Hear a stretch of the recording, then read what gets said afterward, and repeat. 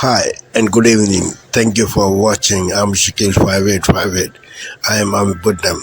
Now the latest headlines from world channels and news agencies.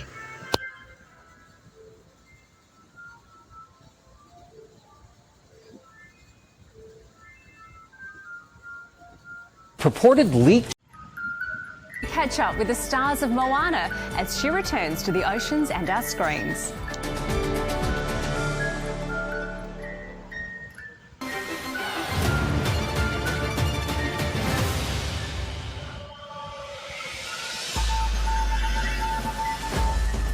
Today, the government scraps its controversial misinformation bill after failing to win support from the Greens or the Coalition.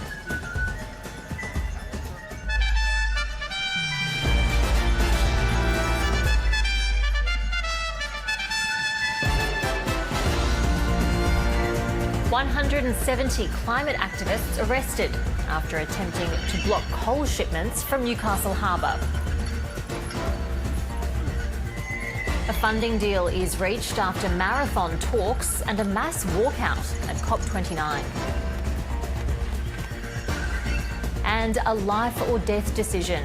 Rescuers amputate a man's leg after he was wedged between rocks for 20 hours in Tasmania.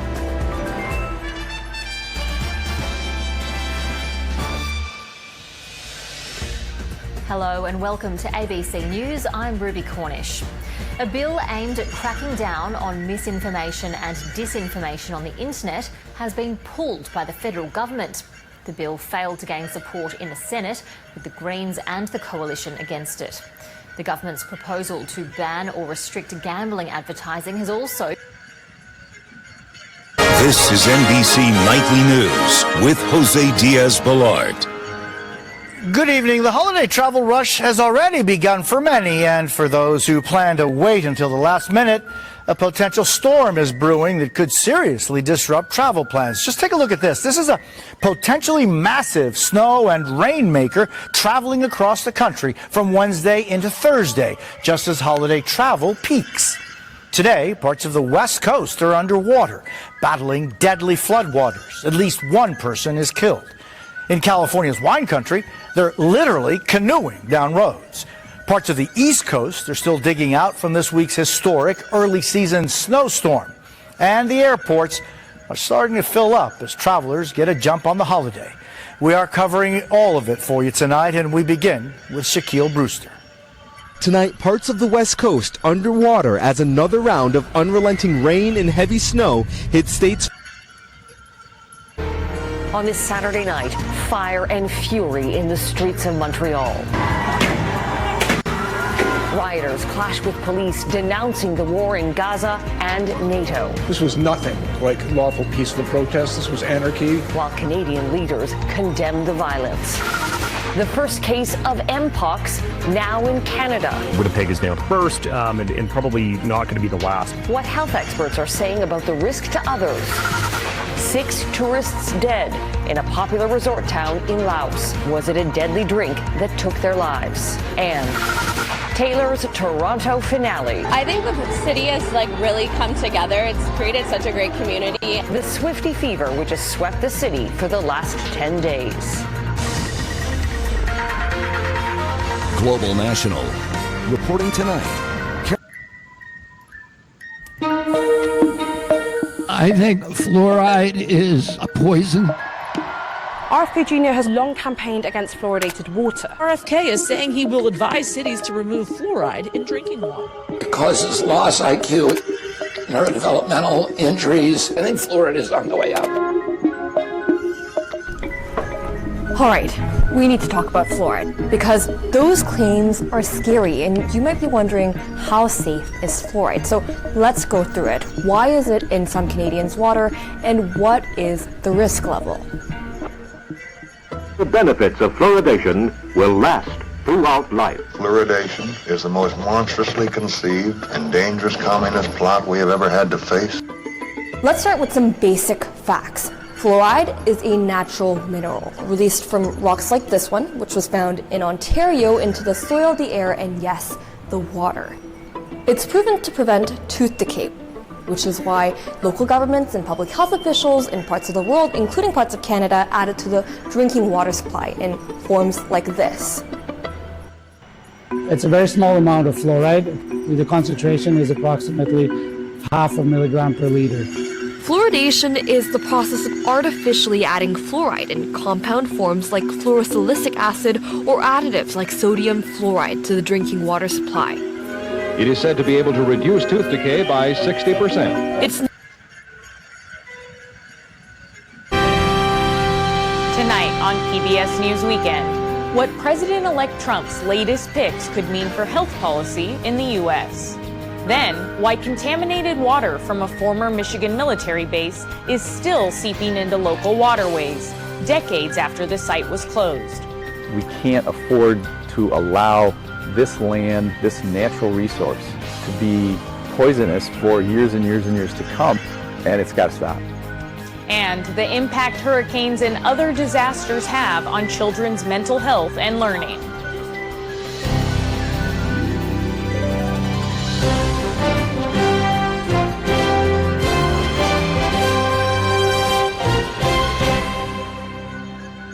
Major funding for PBS News Weekend has been provided by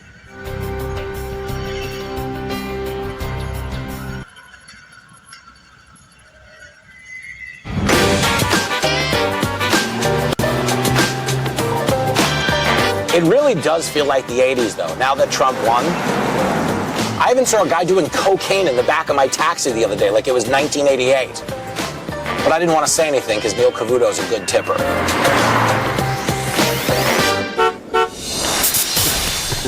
So silly to be clear. Neil Cavuto did not do cocaine in my cab. It was meth. Stop it, Jimmy. But there is no doubt Americans are celebrating the Trump man's win. But former President Bill Clinton says he knows what it'll take to finally get a woman in the White House. He's like, just don't nominate a nasty B word like Hillary or that wano chick from California. I kid. The man known as Slick Willie says it's not Kamala's drinking, but a different type of party that could make the difference.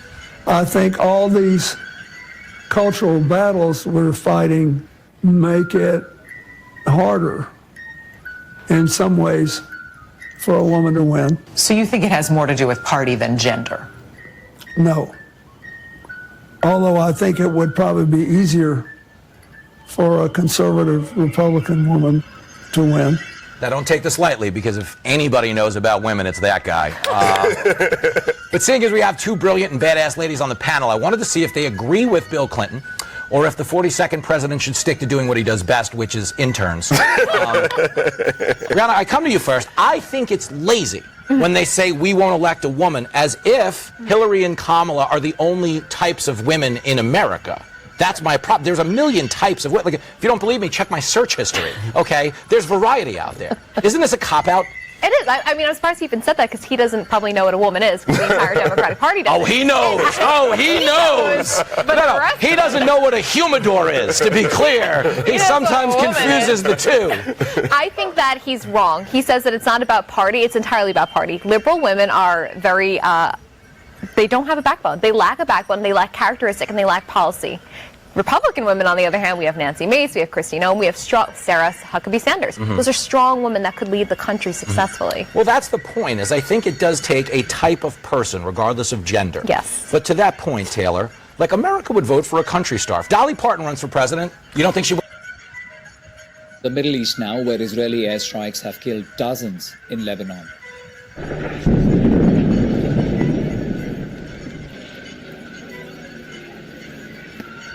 A powerful airstrike in central Beirut killed at least 15 people. This marks the fourth Israeli airstrike this week targeting the central area of Beirut. Another 13 were killed in attacks northeast of the Lebanese capital. 4 children are among the dead.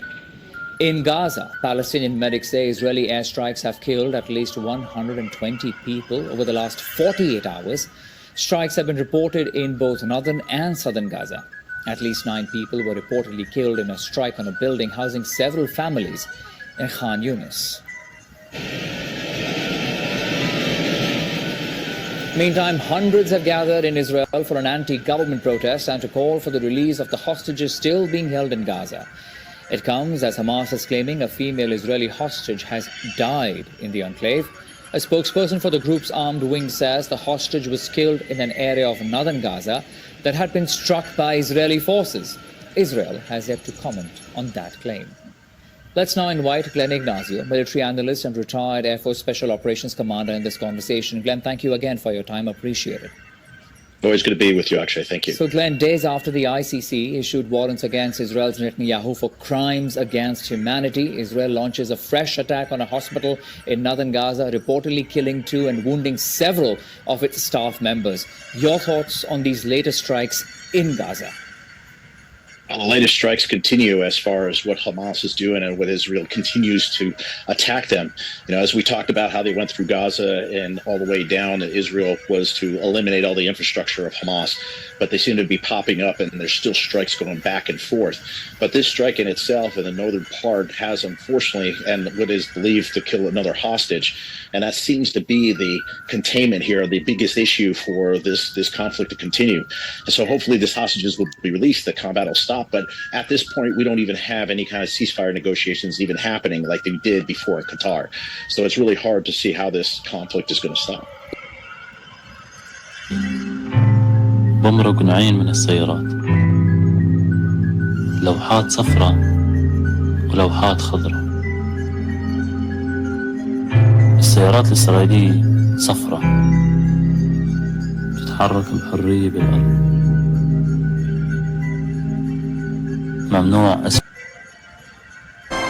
In 2016, when Donald Trump last marched to power, he took more than a month to pick key government positions. Now he's rushing through them, with most of his cabinet selected in just under 3 weeks, overnight revealing his choices for the Treasury, Labour and housing. Trump is a man on a mission. But what is that mission? Front and centre will be trade, tariffs and taxes, and he selected billionaire hedge fund manager Scott Bessent to be his Treasury Secretary. You know, I am convinced that President Trump is ahead in the polls now. Elon Musk called him a business-as-usual choice. Bessent is a former protege of George Soros, and he bucks the recent trend of Trump picking outsiders. That's because business confidence is up in the United States, and Trump knows he has to balance his talk of radical change with a need to reassure Wall Street. Trump has spoken about a 60% tariff on Chinese imports and a 10% universal tariff on imports from all other countries. But Howard Lutnick, his choice for Commerce Secretary, has said tariffs should be targeted, saying there's a difference between campaigning and governing. Well, when you're running for office, you make broad statements so people understand you, okay? Tariffs are an amazing tool by the president to use. They're an amazing tool, but he understands, don't tariff stuff we don't make. So maybe Trump's performance on the pulpit won't match what he does in office. Take Project 2025, for example, a document that outlines a radical conservative agenda. The Democrats tied it to Trump's campaign, but he consistently said it had nothing to do with him. And they keep talking about Project 2025, and I said, I don't know about it. Yet his pick to lead the Office of Management and Budget is Russ Vought, who was a contributor to Project 2025, and who wants to shake up the federal government. We have to solve the woke and the weaponized bureaucracy and have the president take control of the executive branch.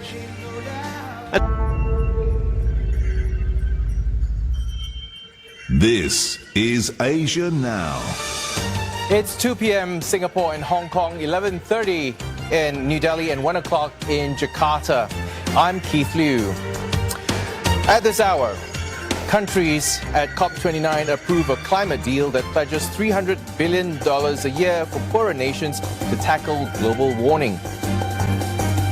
No country got everything they wanted, and we leave Baku with a mountain of work to do.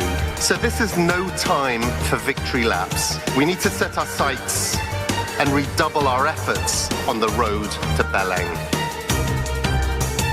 Narendra Modi's ruling BJP gets a shot in the arm after a landslide victory in the country's richest state, Maharashtra. But the story is different in Jharkhand, with the opposition retaining control of the mineral-rich state. And Singapore's Prime Minister Lawrence Wong pledges to do everything he can to win the support of Singaporeans as the ruling party sees a handover of leadership from Secretary General Lee Hsien Loong.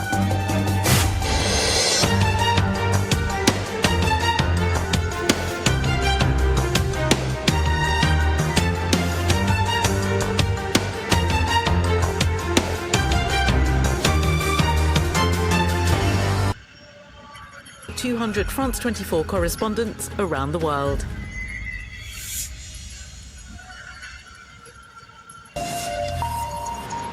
Hello, welcome back to Daybreak here on France 24. I'm Yuka Itade. Our top stories at this hour. Romanians at the polls today for the first instalment of a 3-week voting marathon. High-stakes elections that could keep the country on a pro-European path or possibly push it towards a more nationalist stance. The death toll from Israeli airstrikes that pummeled parts of Beirut's central areas Saturday rises to 55 people. Meanwhile, in the latest push to broker a ceasefire deal, the EU's top diplomat Joseph Borrell gears up to hold talks with several officials in Lebanon, including Prime Minister Najib Mikati. And more than a day after COP29 was scheduled to end, delegates finally reaching a compromise deal offering $300 billion per year to help poorer countries confront global warming. It follows a dramatic 2 weeks of talks that saw some negotiators walk out Saturday.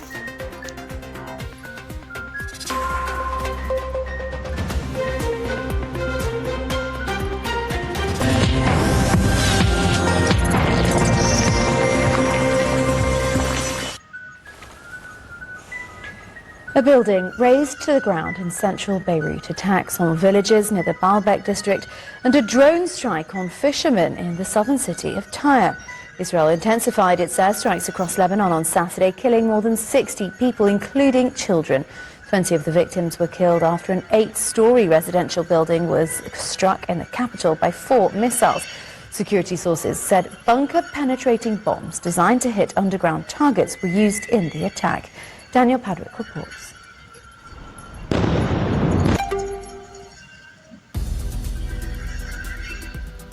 This is DW News, live from Berlin. Anger and disappointment at the COP29 summit as delegates slam the outcome. This document is nothing more than an optical illusion. Nations vulnerable to global warming say the hot-fought climate finance deal is inadequate and an insult. Also coming up, tens of thousands joined marches across France to protest violence against women. It comes amid the final stages of a trial of more than 50 men accused of taking part in the mass rape of a woman in southern France.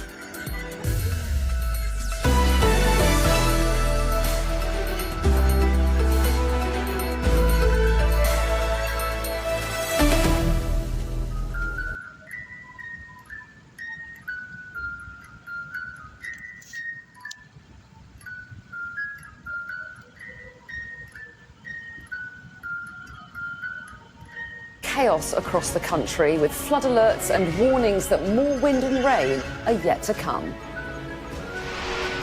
Ireland's Prime Minister tells Sky News significant funds have been set aside to avoid any economic shock from Donald Trump's presidency. How simple tasks like folding laundry or working out could be making you breathe in harmful microplastics. And in sport, Manchester City lose their 5th match in a row as they're thrashed 4-0 by Tottenham, meaning Liverpool can go 8 points clear at the top of the Premier League later today.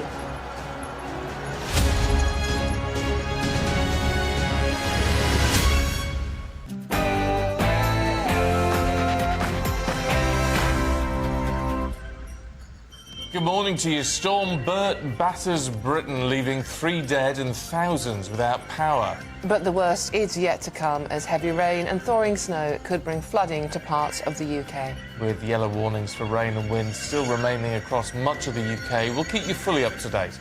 We still have Storm Bert dominating our weather, bringing some heavy spells of rain and also some very strong winds. I'll have all the details coming up shortly. And Putin ready to cripple the UK. That's according to Pat McFadden, warning the Russian president could launch a wave of cyber attacks.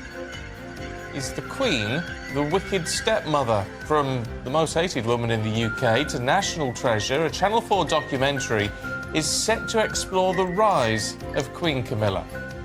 And as Jamie Murray is conferred an honorary degree from the University of Stirling, we'll be debating whether it's right for celebrities and indeed news presenters to receive such degrees. Health professionals have sounded the alarm over the sale of weight loss jabs online amid fears they could be leading to a spike in hospitalisations. Good morning. A fifth straight loss and the heaviest defeats at home in 21 years. This is truly uncharted territory for Manchester City and their boss Pep Guardiola, who saw his side thumped by Tottenham. In tennis, Novak Djokovic appoints Andy Murray as his coach, and in rugby it's England v Japan at Twickenham. More later. It's just gone 6 o'clock. I'm Stephen Dixon. And I'm Dawn Neeson, and this is GB News Breakfast. Good morning. Good morning, America. Wild weather weekend. The Northeast hammered by nearly 2 feet of snow, making driving treacherous. Fallen trees and power lines blocking roads, while in the West, Northern California soaked with more than 17 inches of rain, causing life-threatening flooding. Our weather team tracking it all.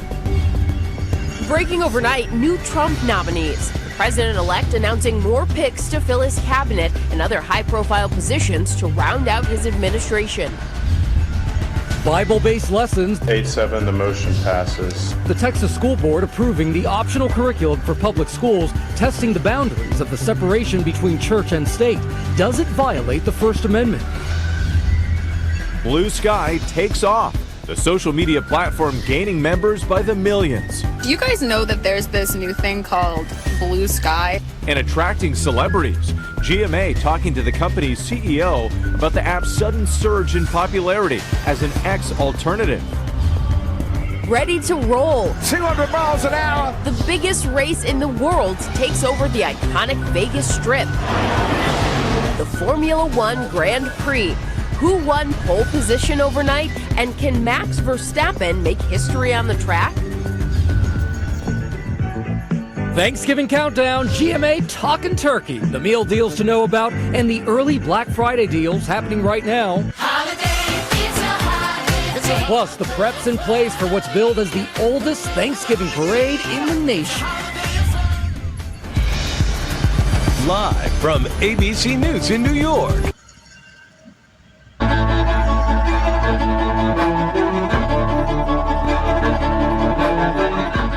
With students around the country returning to school, we're spending this week examining the state of education. Tonight, a lesson in literacy. According to one estimate, only about a third of elementary students are reading at grade level. In response, many schools are rethinking how they teach kids how to read. CBS's Brooke Silva Braga takes us into one of these changing classrooms for tonight's Eye on America. A safe A. A safe A. I pine I. I pine I. O home O. O home O. This is what a reading lesson now sounds like in a New York City first grade. Now I'm adding an E to it. Melissa Vega Jones going letter by letter, teaching the mysterious code of the English language. It makes that letter O, that vowel, say its own name. Do kids really need to be explicitly taught all these rules? It makes the A say its own name. For decades, most schools said no. Give kids time with books they like, and they'll mostly figure it out themselves. Not now. Specific, detailed instruction is taking over. It was a big shift in my teaching and my understanding of how students learn to read. I did notice when I walk in, there's this decoding strategies poster up there. Was that poster up here a year ago? No. This year now, that's more based upon the science of reading. The science of reading isn't so much a curriculum as a grassroots movement, best known for arguing that phonics, the relationship between letters and their sounds, is key to learning to read. It's powered by parents who believe the old system left their kids behind, and it's quickly transforming how reading is taught. 39 states and the District of Columbia have passed new laws or made new rules requiring schools to follow the science of reading approach. That generally means new. 형상한 새가 들어섰습니다.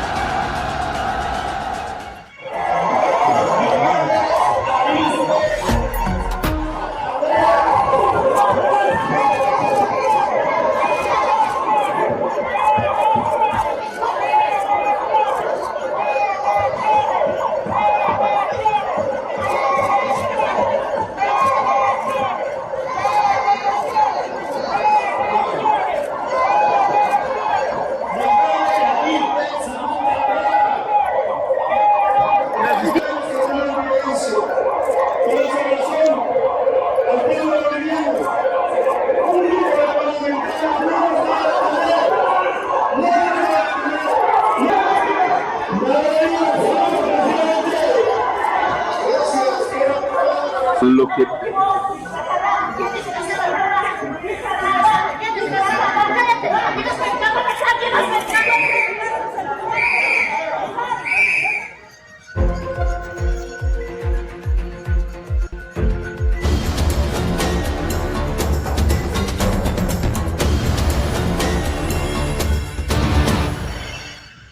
Haitians reacted Friday with indignation to comments made by French President Emmanuel Macron, recorded at the G20 summit in Brazil earlier this week.